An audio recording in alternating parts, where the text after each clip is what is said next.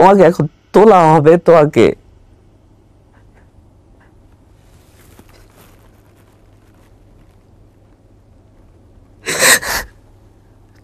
আমরা এখন cross fire দিব। I was thinking why I was not there to stop the car, why I could not save him then. So that was killing me always inside, every day from then. I know for sure if it was happened to me, my brother would have saved me. ছাত্র জনতার ঐতিহাসিক গণ অভ্যুত্থানের মুখে গত বছরের 5 August ক্ষমতাচ্যুত হয়ে প্রতিবেশী দেশ ভারতে পালিয়ে যান ফ্যাসিস্ট শাসক শেখ হাসিনা। বর্তমানে দলটির শীর্ষ নেতৃত্ব সহ কেন্দ্রীয়, জেলা, উপজেলা এমনকি তৃণমূলের নেতারাও পালিয়ে আত্মগোপনে রয়েছেন। এছাড়া গণহত্যার দায়ে গ্রেপ্তার হয়ে কারাগারে রয়েছেন বেশ কয়েকজন শীর্ষস্থানীয় নেতা। রক্তক্ষয়ী এই অভ্যুত্থানের পর একে একে বেরিয়ে আসছে গত 16 বছরের হাসিনার দানবীয় শাসন আমলের সংঘটিত গুম, খুন ও হত্যাযজ্ঞ চালানো নানা তথ্য উপাত্ত। ইতিমধ্যে এসব তথ্যের সুস্পষ্ট প্রমাণও পেয়েছে জাতিসংঘের মানবাধিকার বিষয়ক হাই কমিশনারের দপ্তর এর তথ্য অনুসন্ধান দল। এদিকে সম্প্রতি শেখ হাসিনা ও তার দলের গুম, খুন, জুলাই অভ্যুত্থানের সংগঠিত গণহত্যা ও বাংলাদেশের ভবিষ্যৎ গণতন্ত্রের পুনর্গঠন নিয়ে 49 মিনিটের একটি বিশেষ তথ্যচিত্র প্রকাশ করেছে সংবাদ মাধ্যম আল জাজিরা।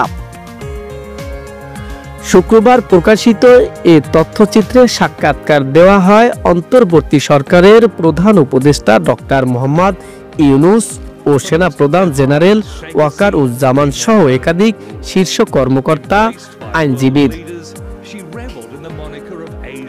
এছাড়া এই তথ্যচিত্রে নিজেদের ভয়ঙ্কর অভিজ্ঞতার প্রকাশ করেন ফ্যাসিস্ট হাসিনার আমলে নির্যাতন ও গুমের শিকার একাধিক ব্যক্তি ও তার স্বজনরা।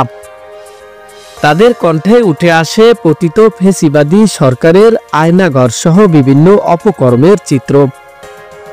এছাড়া সংবাদ মাধ্যমটির বিশেষ এ তথ্যচিত্রে আরও উঠে আসে জুলাই গণঅভ্যুত্থানে সংগঠিত গণহত্যার তথ্য। পাশাপাশি হাসিনার শাসন আমলে কিভাবে দেশের অর্থ বিদেশে পাচার হয়েছে সেই চিত্র তুলে ধরেছে কাতার ভিত্তিক এ সংবাদ মাধ্যমটি। সংবাদ মাধ্যমটি আরও তুলে ধরে 2014 সালে হাসিনা জয়ের জন্য কিভাবে গুমের রাজনীতি শুরু করে। তৎকালীন বিএনপি নেতা ও সমাজকর্মী সাজেদুল ইসলামকে তুলে নিয়ে গুম করে হাসিনা সরকার। এ বিষয়ে গুমের শিকার সাজেদুল ইসলামের বোন সানজিদা ইসলাম তুলি আল জাজিরাকে জানান, ভাইকে খুঁজে না পেয়ে গুম হওয়ার ব্যক্তির পরিবারের পাশে দাঁড়াতে মায়ের ডাক নামের একটি সামাজিক সংগঠন চালু করেন তিনি। শুরুতে 8টি পরিবারকে নিয়ে যাত্রা করলেও এ সংগঠনে এখন প্রায় 1000 গুমের শিকার পরিবার অন্তর্ভুক্ত। প্রিয়জনকে ফিরে পাওয়ার আশায় এখনো প্রতিনিয়ত অপেক্ষায় থাকেন তারা। গুম হওয়া ব্যক্তিরা এখনো জীবিত আছেন নামি মৃত তাও জানেন না স্বজনরা। ফ্যাসিস্ট হাসিনার এমন নৃশংস গুমের শিকার হয়েছে বেঁচে ফেরা 3 জন আলোচিত ব্যক্তি।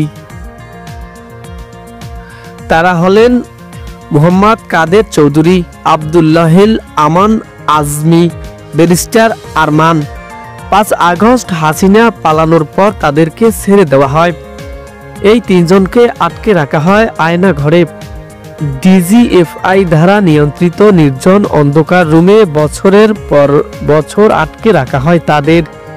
গুম হওয়া আলোচিত এই 3 ব্যক্তি আল জাজিরাকে জানিয়েছেন, আয়না ঘরে যাদের রাখা হতো তাদেরকে সব সময় হাত বেঁধে রাখা হতো, কারো সঙ্গে কথা বলতে বা দেখা করতে দেওয়া হতো না।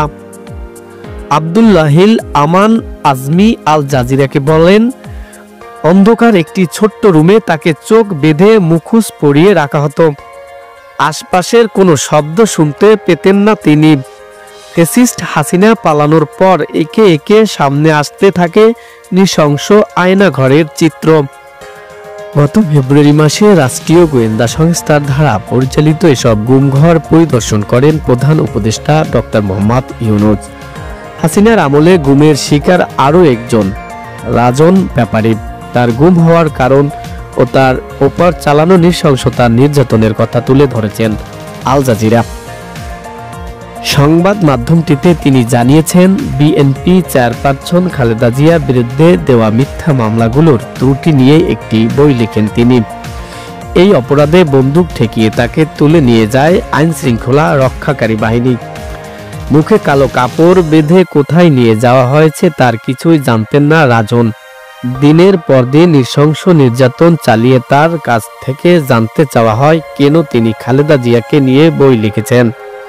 নিজের ওপর চালানো ভয়াবহ নির্যাতনের কথা বলতে গিয়ে বারবার কান্নায় ভেঙে পড়েন রাজন।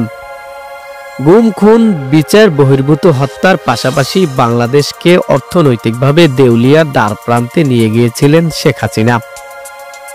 এসব তথ্য প্রকাশ করে Al Jazeera.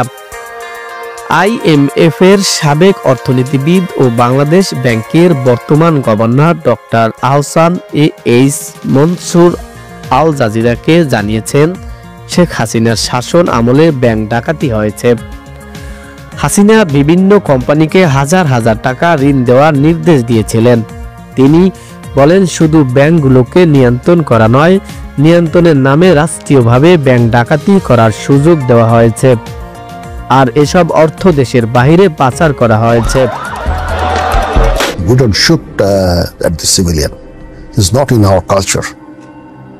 We wanted that things should happen very peacefully, the peaceful transition, less of bloodshed, less of chaos and confusion, less of destruction of property, all this.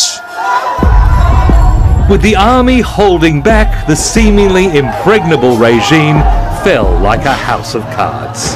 The students who called me up, and I said, no, not me. I don't want to get involved with running the country. You're much capable people in Bangladesh. You'll find them out. So I don't know. Everybody says you have to be there.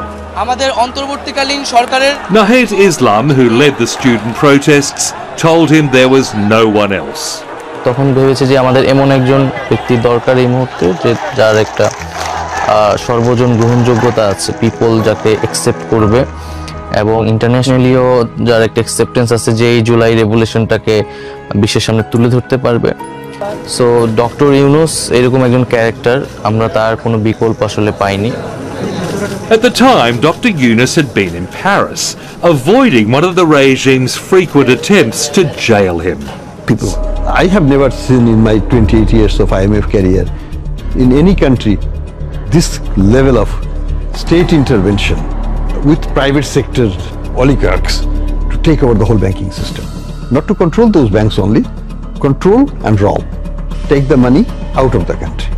So that's a systematic state-sponsored fraudulent activity.